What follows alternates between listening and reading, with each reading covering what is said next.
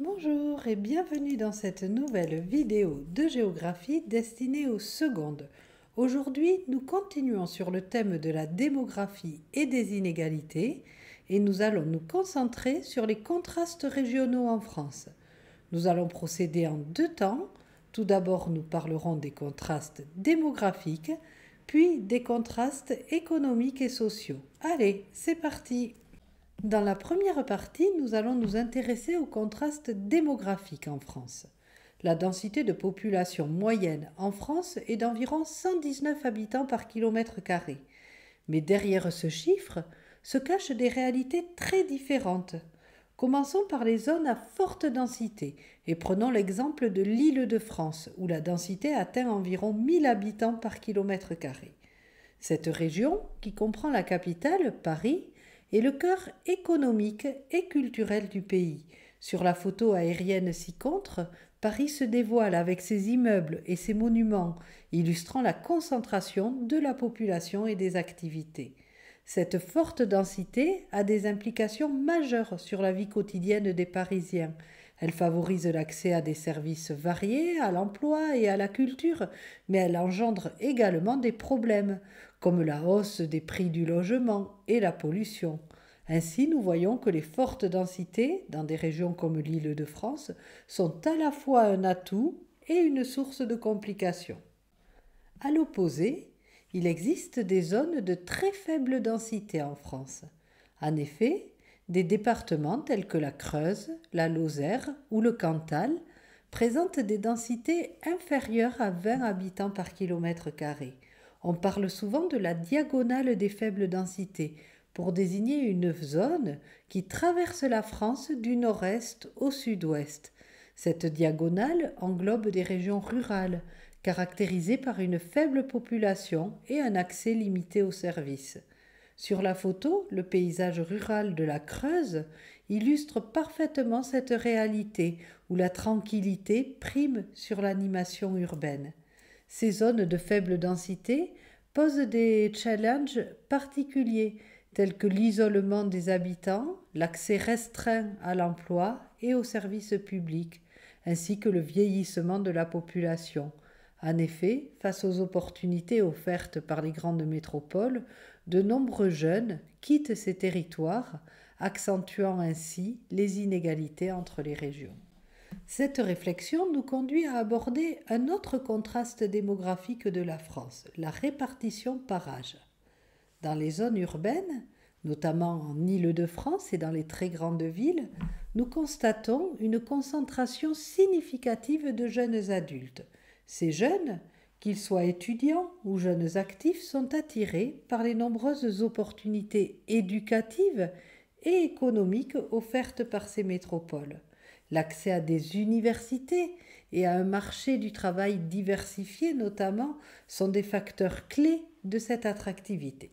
A l'inverse, les régions rurales présentent une proportion plus élevée de personnes âgées. Cela s'explique en grande partie par l'émigration des jeunes vers les zones urbaines comme on vient de le voir.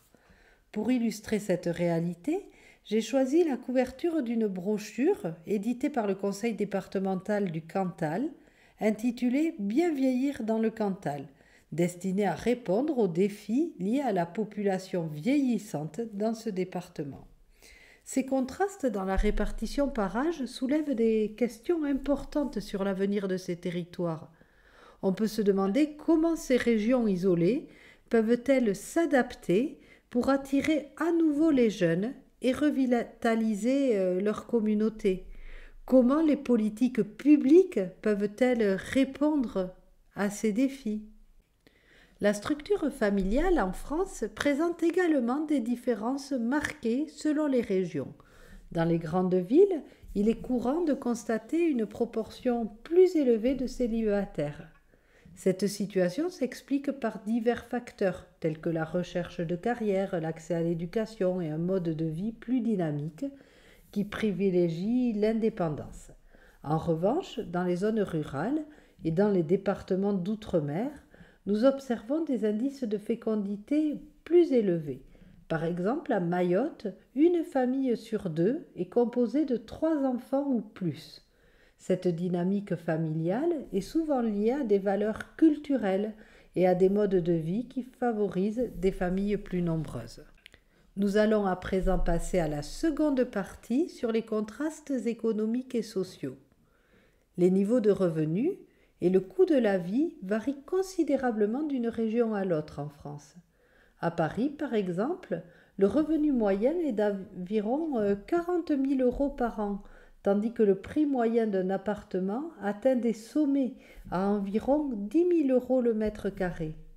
La photo d'un appartement avec terrasse offrant une vue sur la tour Eiffel illustre bien cette réalité. Vivre dans la capitale française est souvent synonyme de dépenses élevées. En revanche, dans des régions comme la Lozère, le contexte est très différent. Le revenu moyen y est d'environ 20 000 euros et le prix moyen d'un appartement au mètre carré est bien plus accessible, à environ 1 500 euros. L'accès aux services essentiels varie également énormément d'une région à l'autre en France. Cela inclut des domaines cruciaux tels que la santé et l'éducation. Prenons l'exemple de la Haute-Savoie, qui présente une concentration élevée de structures médicales comme des hôpitaux et des centres de santé. Le ratio de médecins généralistes y est environ de 100 médecins pour 100 000 habitants, ce qui témoigne d'un bon accès aux soins de santé. En revanche, il existe de véritables déserts médicaux, comme le département de l'Aude, où l'accès aux soins est bien plus difficile. De même, l'éducation présente des disparités similaires, avec certaines régions mieux équipées que d'autres.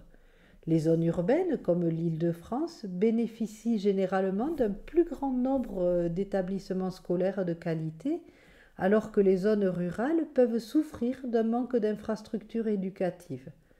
Ces inégalités dans l'accès aux services essentiels soulèvent des questions importantes sur l'équité et le développement des territoires.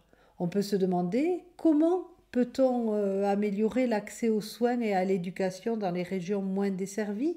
Quelles politiques publiques peuvent être mises en œuvre pour réduire ces disparités? Bon, voilà, nous avons terminé l'exploration des contrastes régionaux en France, qui sont une source de questionnement, notamment pour la politique d'aménagement du territoire. J'espère que cette présentation vous a permis de mieux comprendre les enjeux et les réalités de notre territoire. Je vous remercie de votre attention, je vous souhaite de bonnes révisions et je vous dis à bientôt.